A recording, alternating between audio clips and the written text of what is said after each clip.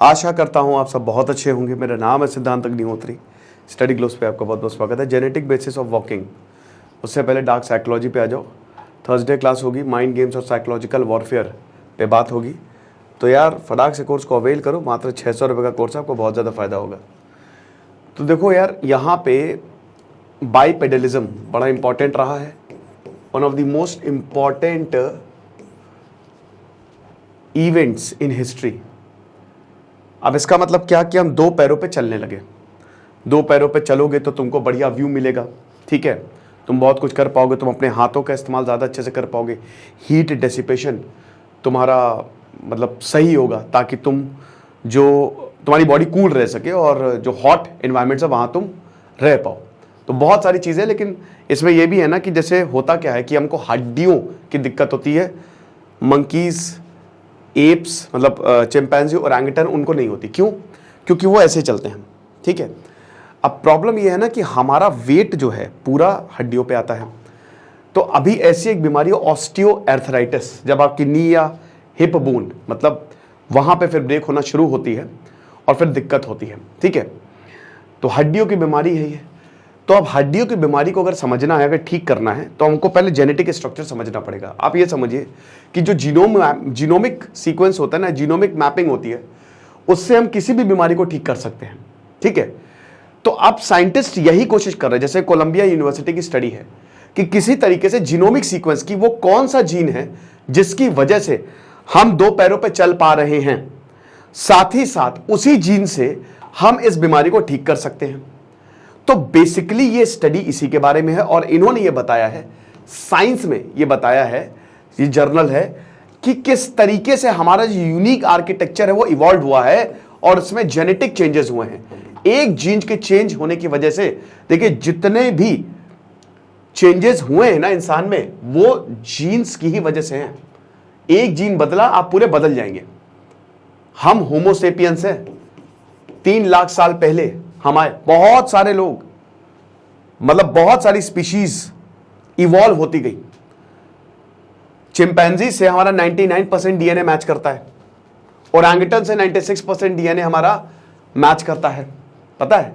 Gibbon से 99% हमारा match करता है, जो एक तरीके से बंदर की स्पीशीज है। गोरिल्ला से हमारा 97% डीएनए मैच करता है। ये क्लोजेस्ट है, आपको पता है। ये भी सोच सकते हैं, ये देख सकते हैं, हमारी तरह इनके भी हाथ है। डीएनए 99% का मैचिंग का आप समझ रहे हो कि मतलब इंसान उनमें ज्यादा फर्क नहीं, बट 1% जो फर्क है कॉमन सेंस का, जो हमारे पास है, जो सोचने की शक्ति है, इसीलिए हम बहुत आगे निकल गए। और उसमें बाईपेडलिज्म, दो पैरों पे खड़े होने की जो क्षमता है, उसने हमारी सबसे ज्यादा मदद की। सबसे पहले तो प्राइमेट्स है, जो सबसे पहले पूर्वज, सबसे पहले जो आए, है ना, उसमें लेम्यूर जो आपको मेडागास्कर में मिलेगा, वो प्राइमेट्स की कैटेगरी में आता है। यहां की वहां से एवोल्यूशन जो है वो होना शुरू किया। लेकिन अभी जो प्रेजेंटली अगर बात करें, जो सबसे क्लोजेस्ट स्पीशीज है वो यही है।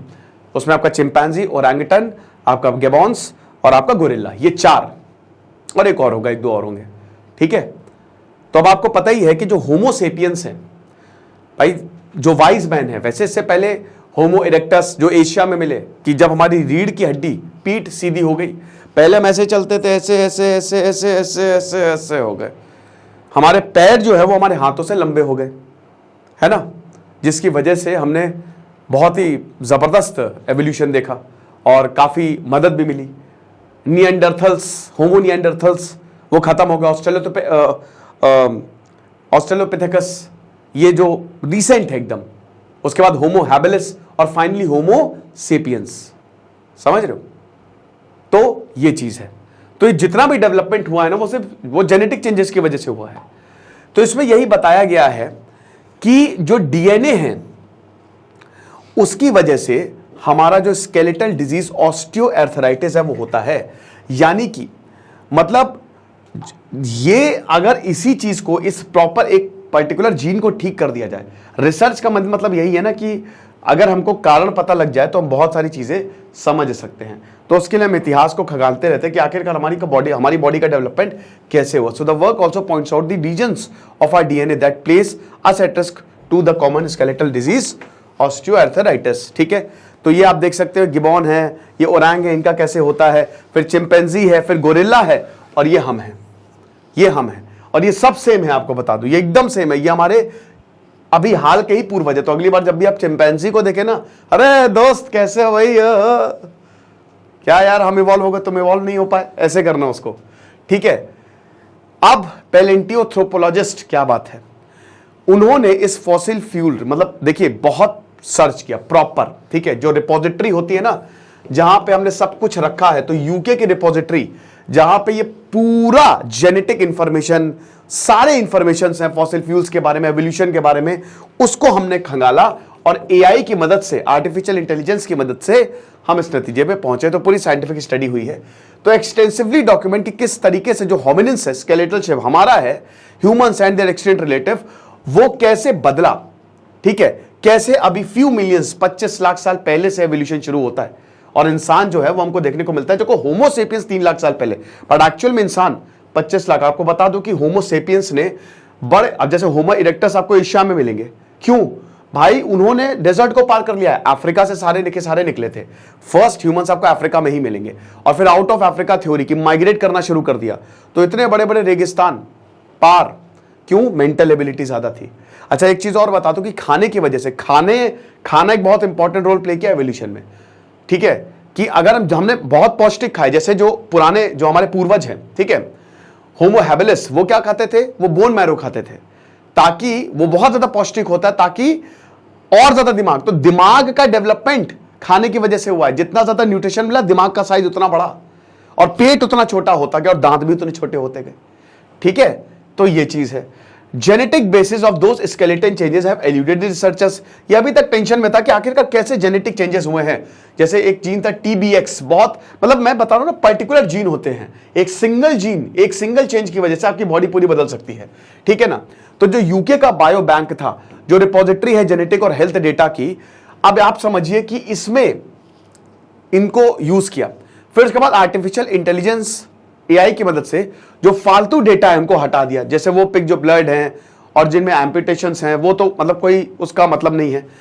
फिर उसके बाद एआई एनालिसिस किया, जो बोन लेंस 31,000 रिकॉर्ड्स की निकलवाई, और यहां से फिर पता लगाया कि ओहो जेनेटिक चेंजेस हुए हैं।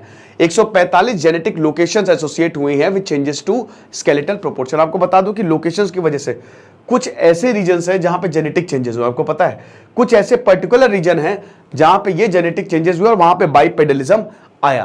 तो उसको बहुत अच्छे से इस स्टडी में बताया है, राइट, ये चीज है। तो अब आपको पता ही है कि जो लॉन्गर लेग्स है, ठीक है, आपको पता ही है कि जो हमारे पैर हैं वो बड़े हैं, हाथ, तो यहीं से हम अपराइट एकदम सीधे होकर चल पाते हैं अच्छे से। were different to similar regions in the other great apes.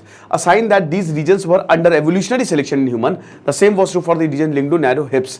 तो जो सीधे चलने का हिसाब किताब वो अलग रीजन, नैरो हिप्स वो एक मतलब अलग रीजन। तो यहाँ रीजन्स की भी बात की गई है और जीन्स की भी बात की गई है। तो इसी वजह से ही हम जो है वो सीधे चल पा रहे हैं जेनेटिक चेंजेस की वजह से। एक और थ्योरी ये बताती है कि देखो हॉट एनवायरनमेंट भी एक बहुत बड़ा रोल प्ले किया इसमें, मतलब कि जैसे जैसे हमारी लेंथ इंक्रीज होती है, हीट डेसिपेशन जो है वो भी इंप्रूव होता है, ठीक है, ताकि हम कूल रह सके। तो जो हॉट एनवायरनमेंट है, हॉट ह्यूमिड एनवायरनमेंट पे रहने के लिए भी हमारे पैर लंबे हुए। जैसे कहते हैं ना कि जैसे जो लेमूर्स थे या जो हमारे प्राइमेट्स थे, उन्होंने मतलब जब पेड़ बढ़े, ठीक है, तो पेड़ों पे फल लगते थे, तो अब पहले वो पेड़ पे नहीं चल पाते थे, लेकिन सर्वाइवल के लिए वो पेड़ पे चढ़े, है ना। अब पेड़ पे चढ़े और उन्होंने फल निकाला, तो इसका मतलब क्या हुआ, इसका मतलब एवोल्यूशन हुआ। आप समझ रहे हो। जैसे जिराफ, लेमार्क थ्योरी कहते हैं ना, जिराफ, भाई उस समय जिराफ की, पहले जिराफ इतने लंबी गर्दन नहीं हुआ करती, छोटी गर्दन हुआ करती थी, लेकिन क्या किया कि पेड़ पे जो फल है ना वो ऊंचे लगते गए तो उसने अपनी गर्दन ऊंची करती गई, एवोल्यूशन हो गया। और आपको बता दो जैसे ह्यूमंस में भी बहुत सारी स्पीशीज रही हैं, ऐसा नहीं है, ह्यूमंस के बहुत सारे रिलेटिव, लेकिन सब एक्सटिंक्ट हो गए, निएंडरथल एक्सटिंक्ट हो गए, और भी बहुत सारे बचे कौन, खाली होमो सेपियंस, वाइज मैन जिसको बोला जाता है, ठीक है।